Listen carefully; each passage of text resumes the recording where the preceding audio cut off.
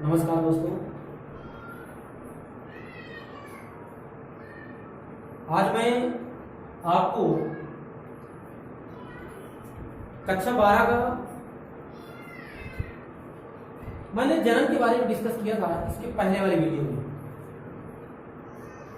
अलैंगिक जनन और लैंगिक जनन मैंने बताया था। अलैंगिक जनन जो पौधों में होता है वो वेजिटेटिव रिप्रोडक्शन कहलाता है, अर्थात कायिक जनन कहलाता है। तो मैंने अलैंगिक और कायिक जनन दोनों के बारे में संपूर्ण जानकारी आपको दी है। अब हमें लैंगिक जनन के बारे में पूरा डिस्कस करेंगे। ठीक, सेक्सुअल रिप्रोडक्शन क्या है, उसमें होने वाली घटनाएं कौन कौन सी होती हैं, रिप्रोडक्शन के पश्चात क्या होता है, निषेचन क्या होता है, निषेचन के पश्चात क्या बनता है, निषेचन के पहले क्या होता है और निषेचन के बाद क्या होता है। ठीक, एक लिंगी जीव क्या होते हैं, द्विलिंगी जीव क्या होते हैं, इनके लक्षण, इन सब चीजों के बारे में हमें क्या करना है इस वीडियो में जानना है। ध्यान दीजिएगा। तो देखिए, मैं स्टार्ट करता हूं क्लास 12 चैप्टर 1 जीवों में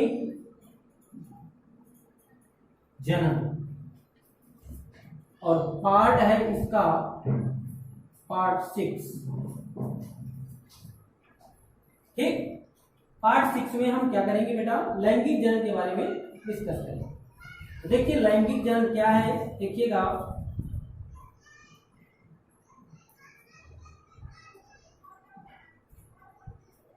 लैंगिक जनन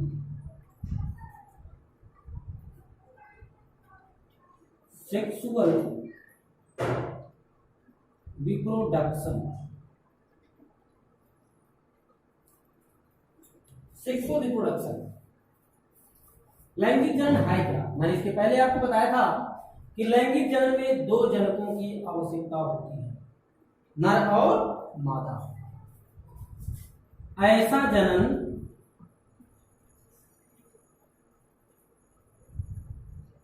जिसमें दो जनकों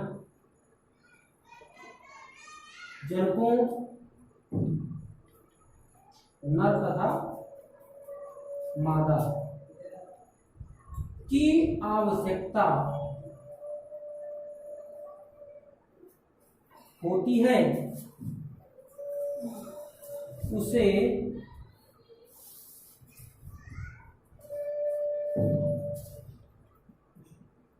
लैंगिक जनन कहते हैं। ठीक, ध्यान दीजिएगा बेटा, एक तरफ मेल होगा और फीमेल होगा। ठीक है, मेल और फीमेल दोनों हैं।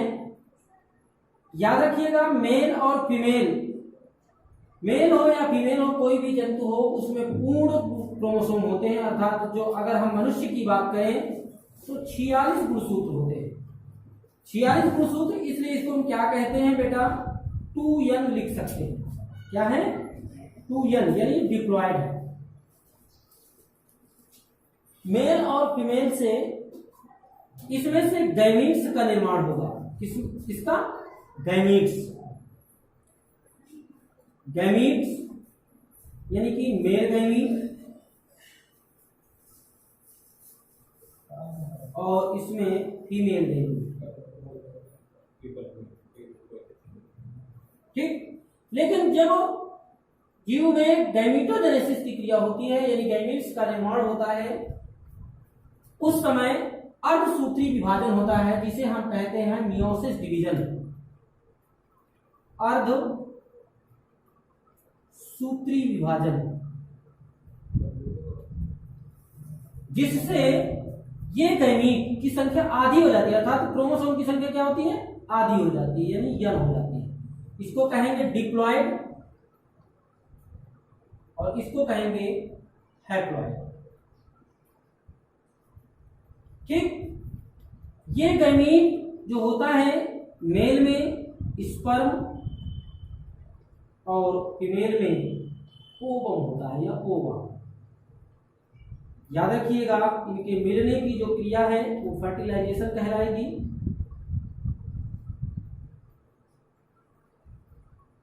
फर्टिलाइजेशन, लेकिन जो यहां पर निर्मित होगा वो क्या है बेटा? जाइगोट, जो 2 यंग होगा। देखो यंग और यंग ये दोनों मिलकर क्या बनाएंगे? 2 यंग, इसलिए जाइगोट यानी डिप्लॉयड होता है और यही इससे इम्ब्रियो का निर्माण होता है। किसका? इम्ब्रियो। ठीक, इतना समझ में आ गया? चलिए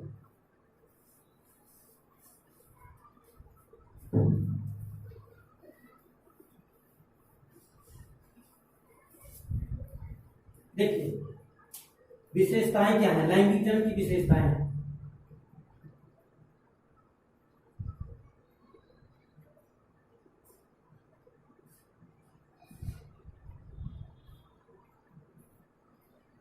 लैंगिक जन्म की विशेषताएं, इसकी निम्नलिखित विशेषताएं हैं। इसकी निम्न विशेषताएं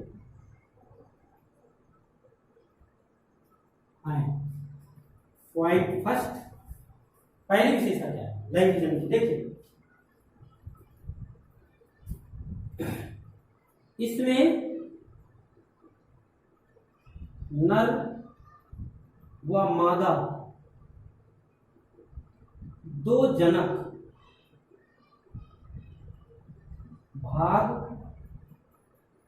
लेते हैं।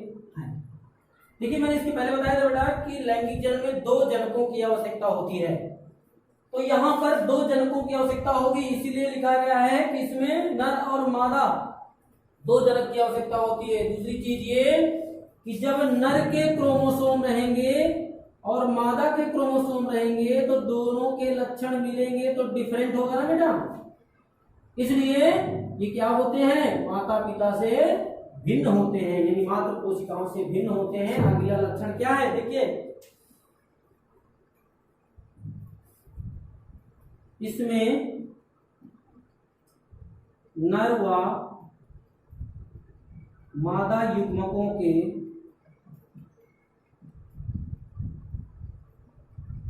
मिलने से या संलयन से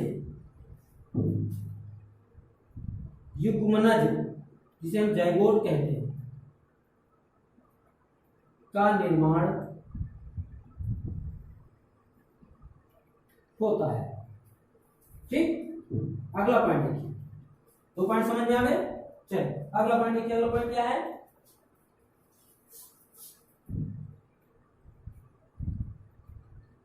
युग्मक के निर्माण के समय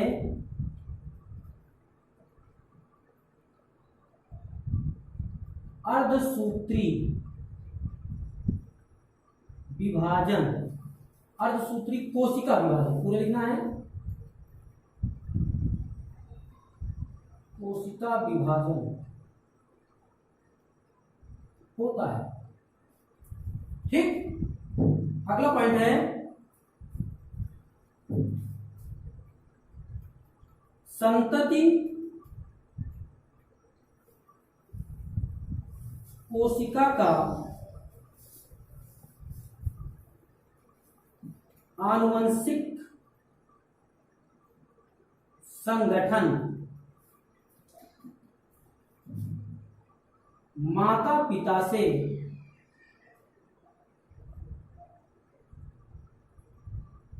भिन्न होता है। देखिए 4 पॉइंट समझ में आ गए? इसमें नर व मादा जनक अलग अलग होते हैं, इसमें नर व मादा युग्मकों के मिलने से युग्मनज का निर्माण होता है, युग्मक के निर्माण के समय अर्धसूत्री कोशिका विभाजन होता है, ये मैंने इसके पहले बताया। संतति कोशिका का आनुवंशिक संगठन माता पिता से भिन्न होता है। ध्यान दीजिएगा, इन विशेषताओं के बारे में आपको क्या करना है, ध्यान देना है बेटा। आगे देखिए क्या है, आगे की ओर चलते हैं। पौधों में लैंगिक जनन, पौधों में, किसमें? पौधों में लैंगिक जनन।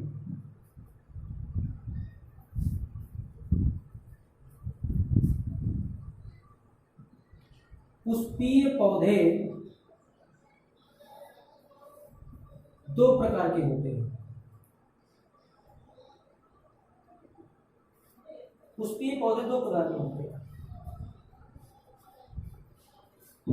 पहला मोनोकार्पेल या मोनोकार्पिक प्लांट्स, इसी को मोनोकार्पिक पौधे कहेंगे। दूसरा है आपका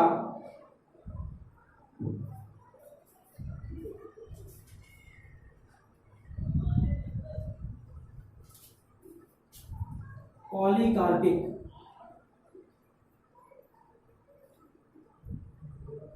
प्लांट्स। ठीक, पहला है मोनोकार्पिक प्लांट्स, दूसरा है पॉलीकार्पिक प्लांट्स। हमें दोनों के बारे में क्या करना है? पढ़ना है।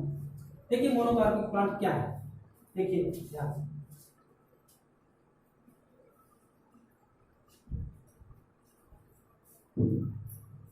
इस प्रकार के पौधों के जीवन काल में, इस प्रकार के पौधों के जीवन काल में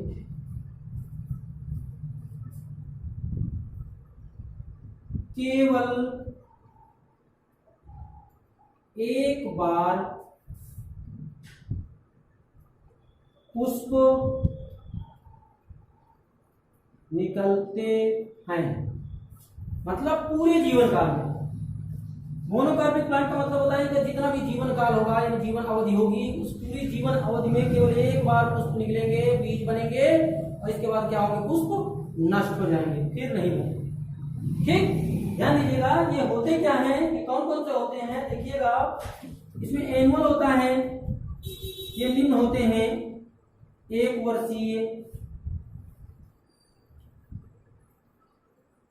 वर्षीय होते हैं जिसे हम एनुअल कहते हैं। क्या कहते हैं? एनुअल कहते हैं। एक वर्षीय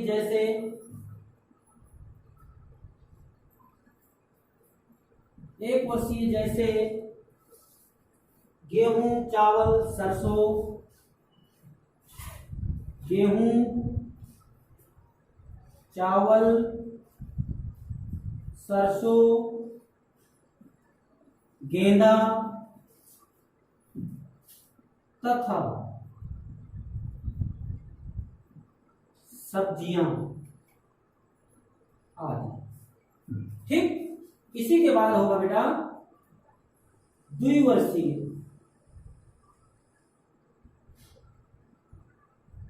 द्विवर्षीय का मतलब होता है 2 वर्ष में। द्विवर्षीय का मतलब क्या होता है? 2 वर्ष में, यानी कि जैसे मूली, गाजर आदि।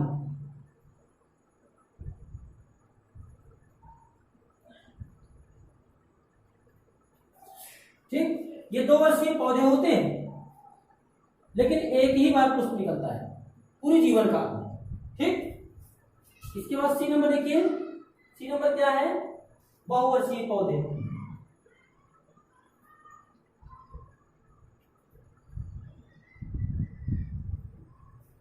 बहुवर्षीय पौधे जैसे बांस की प्रजातियां।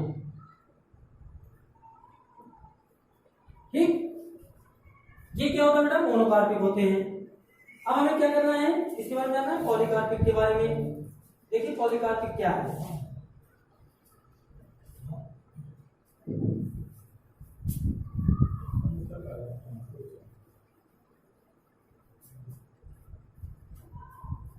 देखिए पॉलीकार्पिक क्या है उसके बारे में समझिएगा।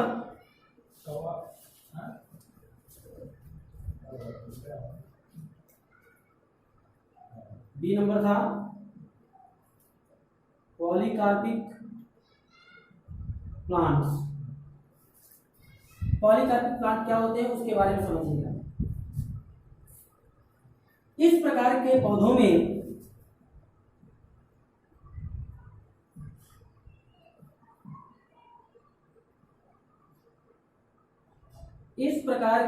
में होता क्या है बेटा, देखिए इस प्रकार के पौधों में एक निश्चित महीने या मौसम, एक निश्चित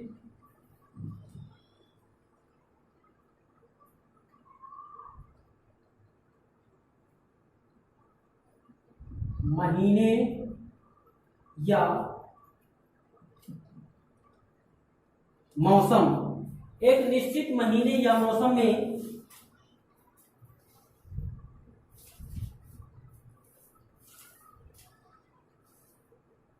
पुष्प या फल लगते हैं। ठीक, एक निश्चित समय में फल लगते हैं, जैसे आम, सेब, संतरा, अंगूर। जैसे आम, सेब, संतरा, अंगूर आदि। ठीक, ये क्या होते हैं, पॉलीकार्पिक प्लांट होते हैं। तो इनमें जो जनन होता है वो देखिए इस प्रकार से होता है। कुछ जनन होते हैं लैंगिक जनन। अब वो जनन पौधे हों या जंतु हों, वो एक लिंगी होते हैं और द्विलिंगी होते हैं। एक लिंगी किस प्रकार के होते हैं, कौन होते हैं, और द्विलिंगी कौन होते हैं, हमें क्या करना है बेटा, आगे हमें इनके बारे में जानना है। देखिए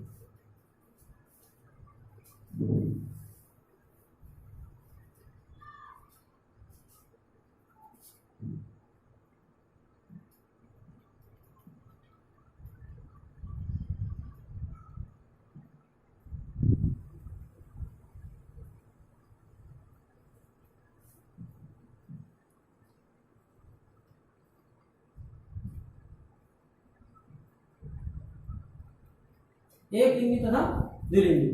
तो हमें क्या करना है बेटा, एक लिंगी के बारे में जानना है। एक लिंगी का मतलब एक लिंग, मतलब ऐसे जीव, पौधे भी हो सकते हैं, जंतु भी हो सकते हैं, जिनमें केवल नर या मादा एक जनन अंग पाया जाए, उन्हें हम क्या कहेंगे, एक लिंगी कहेंगे। देखिए एक लिंगी क्या है, देखिएगा एक लिंगी में जब नर व मादा भाग, जब नर व मादा भाग, जब नर व मादा भाग अलग अलग जीवों में पाया जाता है, अलग नर व मादा जनन अंग, जनन अंग अलग अलग जीवों में पाया जाता है, तो इस प्रकार के जीव एक लिंगी होते हैं। जैसे जैसे देखिए मनुष्य है, हायर एनिमल्स जितने भी हैं सब क्या होते हैं, एक लिंगी होते हैं। यानी कि मोस्टली मनुष्य का देखते हैं हम, उसके लिए ले लेते हैं। ठीक, द्विलिंगी, द्विलिंगी क्या है, देखिए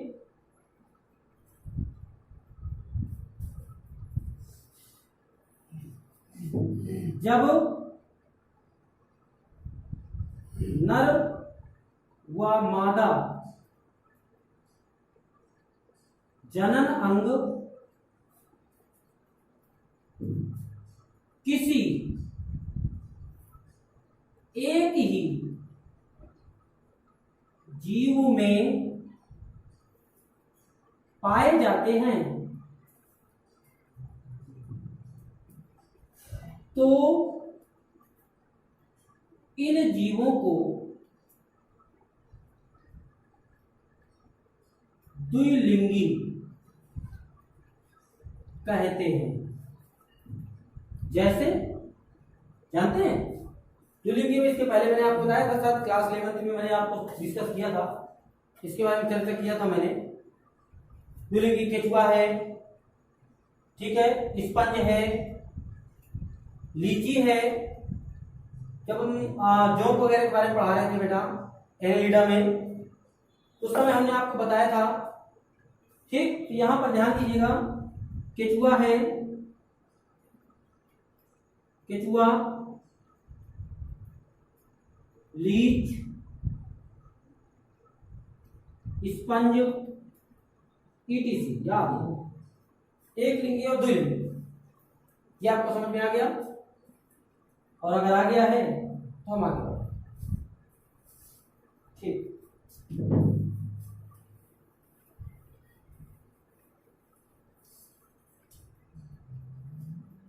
अब हम बढ़ते हैं बेटा आगे की ओर।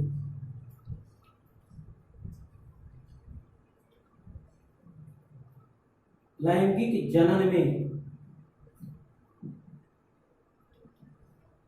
होने वाली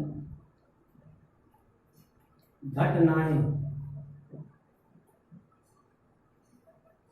लैंगिक जनन में होने वाली घटनाएं, इसमें 3 प्रमुख घटनाएं हैं। पहला,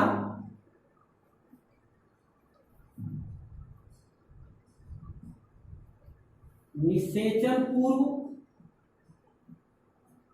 घटना, इंग्लिश में बोलते हैं प्री फर्टिलाइजेशन इवेंट। दूसरा है निषेचन,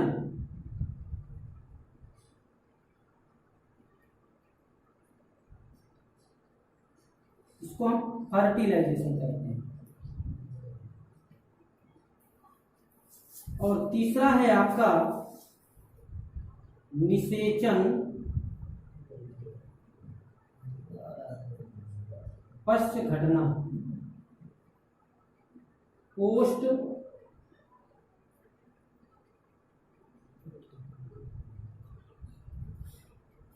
फर्टिलाइजेशन इवेंट्स, ठीक। 3 घटनाएं हैं, इन तीनों घटना के बारे में हमें क्या करना है, जानना है, ठीक बेटा। तो देखिए, निषेचन पूर्व का मतलब होता है कि जैसे युग्मक का निर्माण हो गया तो युग्मक मिलेंगे, तो मिलने के पहले कौन कौन सी घटनाएं होती हैं, हमें उसके बारे में क्या करना है, जानना है। यानी फर्टिलाइजेशन होने की क्रिया के पहले, फिर इसके बाद फर्टिलाइजेशन क्या है, इसके बाद फर्टिलाइजेशन होने के बाद क्या होता है, हमें उन सब चीजों के बारे में क्या करना है बेटा, जानना है। ओके, ध्यान दीजिए। तो पहला पॉइंट है आपका निषेचन पूर्व घटनाएं। निषेचन पूर्व का मतलब हो गया निषेचन की पहले की घटनाएं। तो ध्यान दीजिएगा, निषेचन के पहले कौन कौन सी घटनाएं होती हैं, उनके बारे में हमें क्या करना है बेटा, जानना है, ठीक है। तो देखिएगा, निषेचन की पहले की घटनाएं मैं चर्चा करूंगा, समझिएगा इसके बारे में कौन कौन सी होती हैं।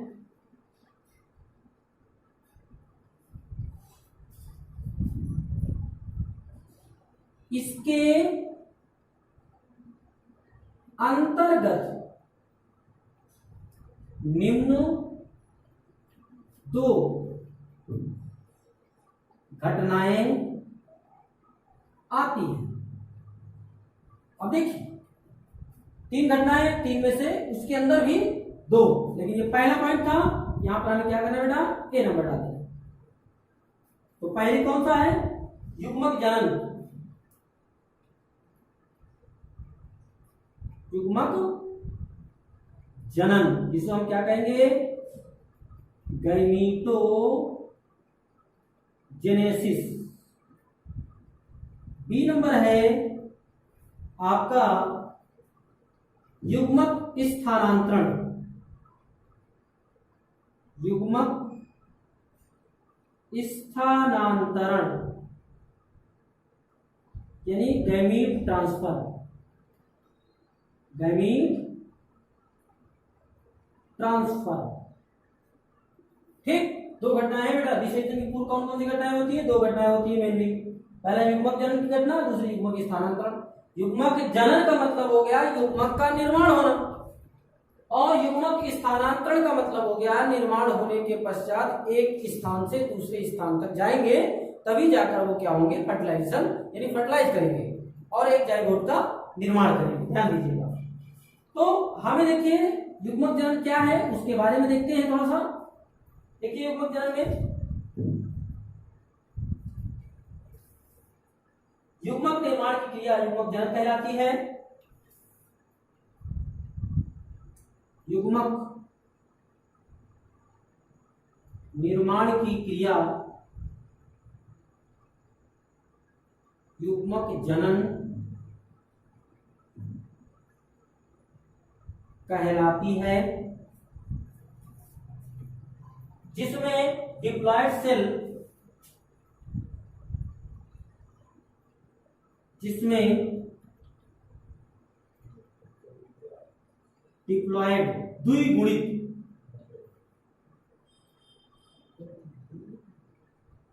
सेल अर्धसूत्री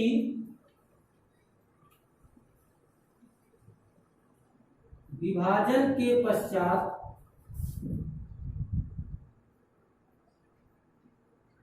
हैप्लॉयड सेल का निर्माण करती है। ठीक,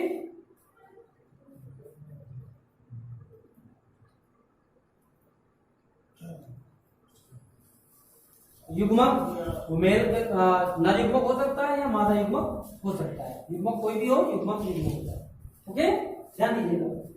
अब बेटा हमने युग्मक तो बता दिया, युग्मक का निर्माण तो हो गया, परंतु आपको ये नहीं पता कि युग्मक कितने प्रकार के होते हैं। अब देखिए हम युग्मक के बारे में पढ़ना पड़ेगा, तो हम देखें अब युग्मक।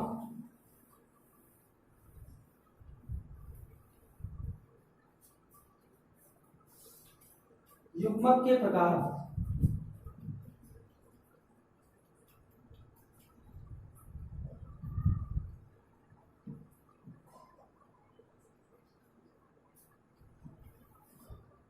टाइप ऑफ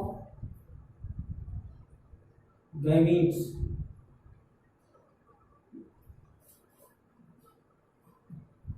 युग्मक तीन प्रकार के होते हैं।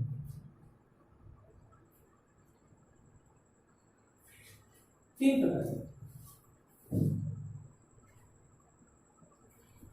ठीक। अब वो कौन कौन से होते हैं, ठीक। पहला होता है आइसोबैलेंस गैमीट, समयुग्मकी युग्मक,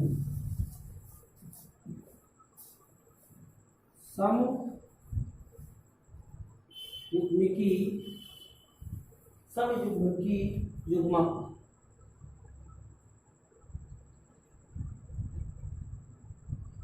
आइसोगैमस गैमीट, समयुग्मकी युग्मक। सम का मतलब एक समान, अर्थात वो संरचना, आकार, आकृति सब में एक समान होंगे। ऐसे युग्मक होंगे जो संरचना, आकार, आकृति सब में एक समान होंगे, उन्हें क्या कहेंगे हम, समयुग्मकी। जैसे देखिए इस प्रकार के युग्मक, इस प्रकार के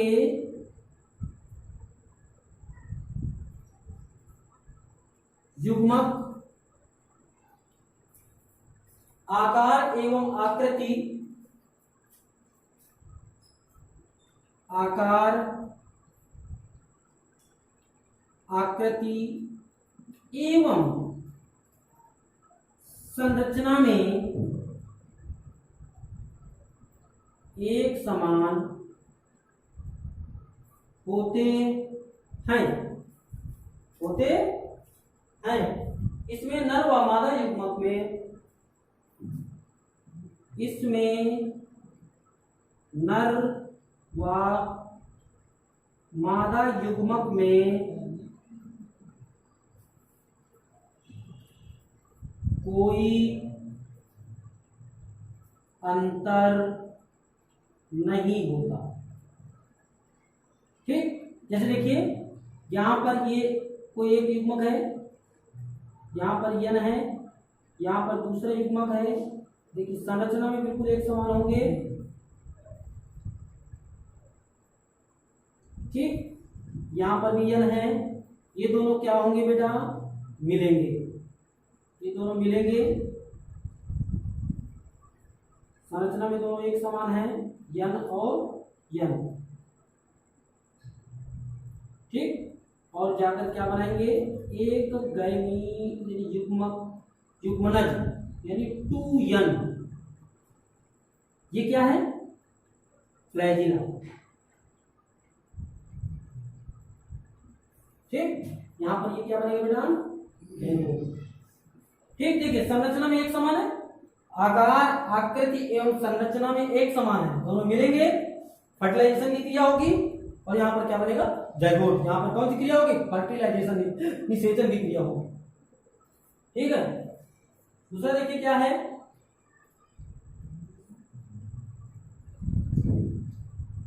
ये नर ये मादा।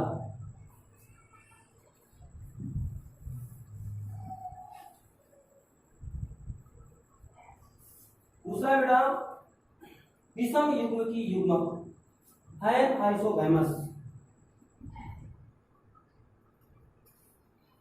विषम युग्म की युग्मक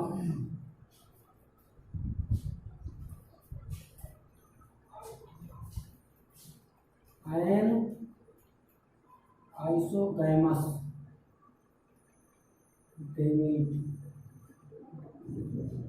विषम युग्म की युग्मक, ऐसे युग्मक जो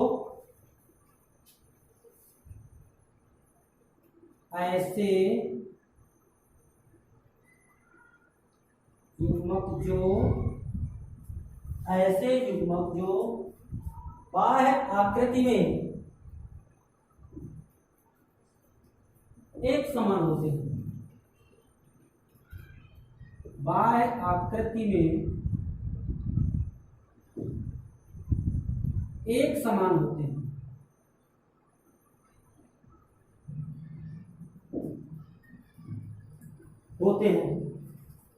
परंतु कार्य एवं आकार में भिन्न होते हैं, परंतु कार्य एवं आकार में भिन्न होते हैं। ठीक, उन्हें क्या कहते हैं हम, विषम युग्म की युग्मक कहते हैं। जैसे देखिए यहां पर एक युग्मक ये है, यहां पर यह है, इसमें भी फ्लैजिला है, लेकिन दूसरा जो युग्मक होगा वो क्या होगा बेटा, छोटा होगा, और ये युग्मक क्या होंगे, आपस में मिलेंगे ऐसे। यह है, यहां पर ये ठीक, ये मेल है, ये फीमेल। ठीक, और यहां पर जाकर एक क्या होगा, जाइगोट का निर्माण करेंगे, जाइगोट। ये है बेटा विषम युग्म की युग्मक, छोटा बड़ा होगा, एक छोटा एक बड़ा होगा।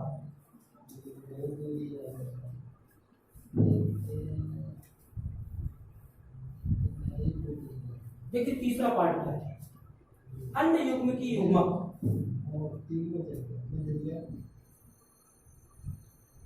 अंड युग्म की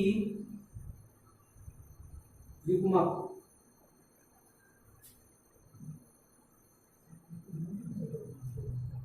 अंड युग्म की युग्मक, इसे हम उगैमस गैमीट,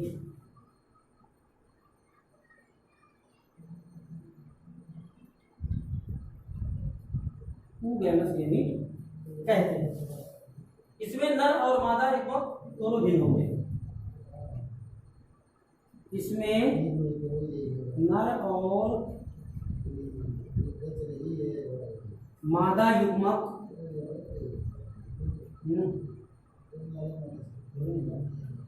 नर एवं मादा युग्मक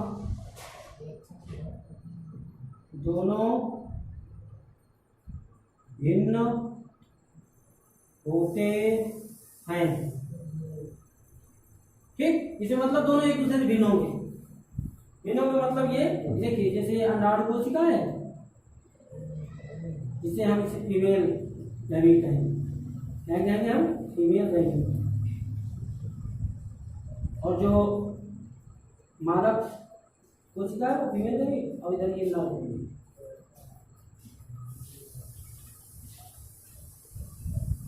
देखिए ये होगा यंग, और ये जाकर दोनों क्या होंगे? मिले मिले। और ये कुछ इस प्रकार से क्या होगा? मिलेगा। ठीक, यहाँ पर क्या बनेगा? इसको कहेंगे फर्टिलाइजेशन, फर्टिलाइजेशन। और ये जाकर के इसका निर्माण कर लेगा 2 यंग, यानी जैगोट का निर्माण। ठीक, इस तरह से क्या होगा? अंड युग्म। तो तीनों समझ में आ गए बेटा? थोड़ा सा बड़ा है और थ्योरी है, समझने की कोशिश करिएगा, सभी चीज समझ में आ जाएगी। लेकिन फिर भी समझ में नहीं आता तो आप लोग पूछें, ठीक है, कोई दिक्कत नहीं है। ये यहाँ से प्रकार क्या होता है? युग्मक का समाप्त हो जाता है। अब युग्मक का प्रकार समाप्त होते ही आपका आता है बेटा दूसरा नंबर। तो पहला नंबर था युग्मक जनन और दूसरा था युग्मक स्थानांतरण। तो बी नंबर है आपका युग्मक स्थानांतरण। युग्मक स्थानांतरण, युग्मक बनने के पश्चात आपस में युग्मक का निर्माण होगा। निर्माण तो हो गया, लेकिन अब क्या होंगे? आपस में ये एक दूसरे के पास जाएंगे। युग्मक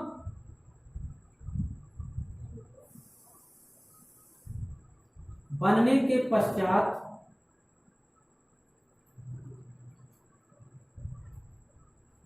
आपस में, युग्मक बनने के पश्चात आपस में एक दूसरे के पास पहुंचते हैं। एक दूसरे के पास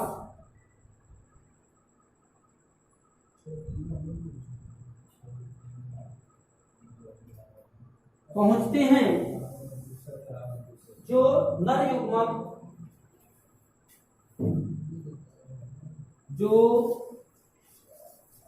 युग्मक इसको मेल गैमीट कहेंगे, मोटाइल, जिसे हम चल कहते हैं, तथा मादा युग्मक नॉन मोटाइल, जिसे हम अचल कहते हैं, होते हैं। पहुंचने की इस क्रिया को युग्मक स्थानांतरण कहते हैं। कहते हैं।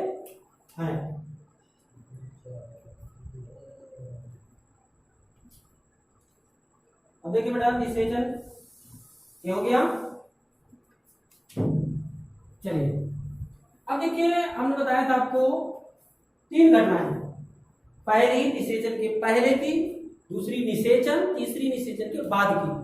तो मैं निषेचन के बारे में अभी क्या करूंगा, डिस्कस करूंगा। देखिए निषेचन क्या है। दूसरा नंबर निषेचन, जिसे हम फर्टिलाइजेशन कहते हैं।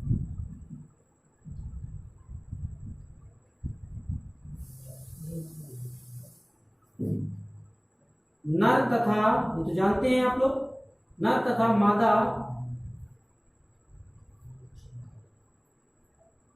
युग्मकों के संलयन या मिलने की क्रिया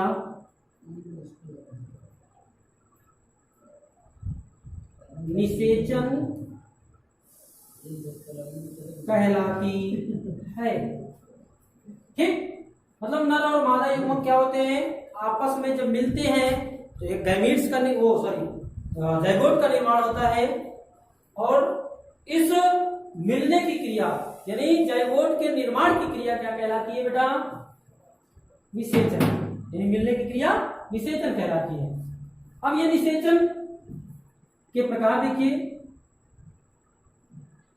निषेचन के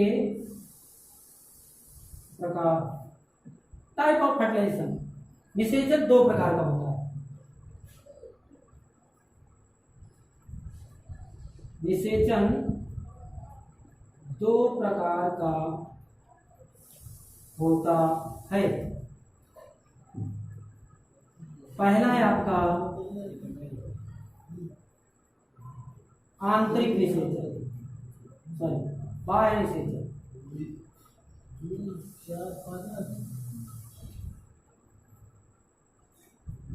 एक्सटर्नल फर्टिलाइजेशन, और दूसरा है आपका आंतरिक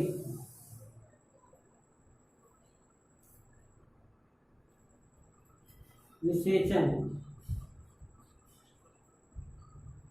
इंटरनल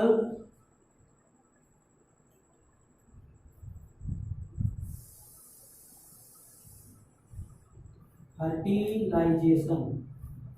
ठीक, निषेचन कितने प्रकार का, दो प्रकार का, एक बाह्य निषेचन और एक आंतरिक निषेचन।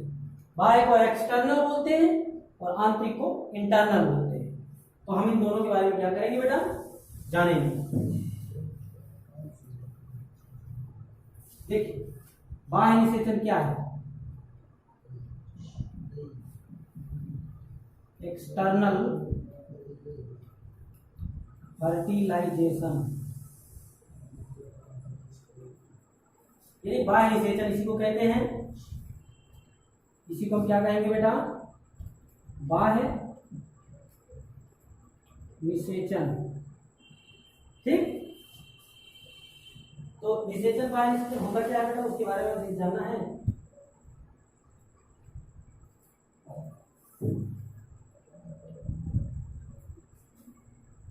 इस प्रकार का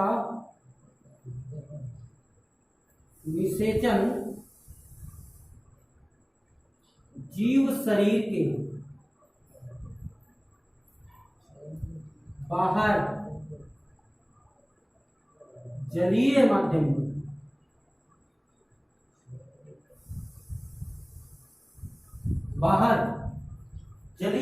में संपन्न होता है।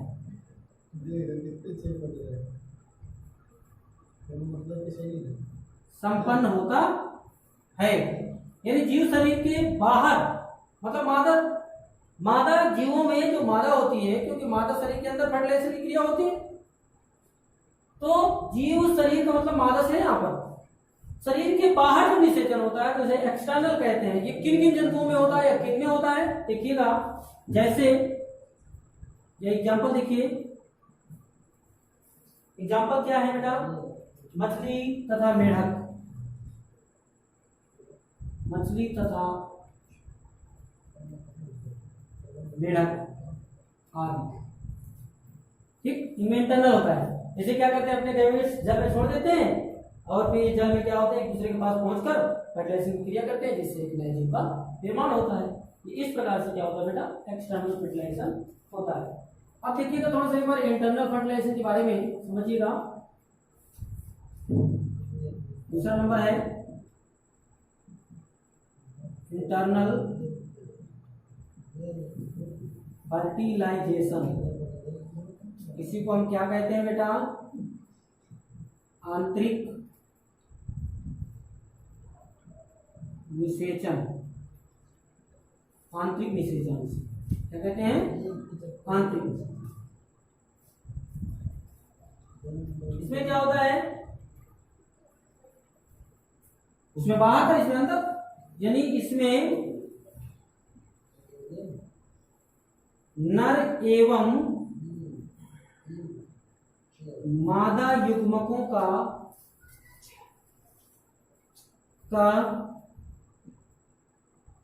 संलयन जीव शरीर के अंदर होता है। जीव शरीर के अंदर होता है, यानी अंदर संपन्न होता है। जैसे कौन कौन से होते हैं, एग्जाम्पल देखिए, कीट है, सरीसृप है, स्तनधारी है, ठीक है, आदि आदि जंतु में क्या होता है, पाया जाता है। एक्सटर्नल हो गया, फर्टिलाइजेशन के प्रकार हो गया, एक्सटर्नल, इंटरनल, और इसके बारे में आपको समझ में आ गया होगा। एक्सटर्नल का मतलब होता है बाहरी और इंटरनल का मतलब होता है आंतरिक। ठीक, ये चीज समझ में आ गई। अब आगे देखिए, अब हम पढ़ते हैं निषेचन के पश्च घटना। मतलब दो घटनाएं हो गई। पहली घटना थी आपकी निषेचन पूर्व, दूसरी घटना थी निषेचन, और तीसरी घटना है निषेचन के बाद की घटना। ठीक है, तीसरी क्या है बेटा, निषेचन के बाद की घटना, है ना। तो यानी तीसरा नंबर है आपका निषेचन पश्च घटना, इंग्लिश में बोलते हैं पोस्ट फर्टिलाइजेशन इवेंट्स। ठीक,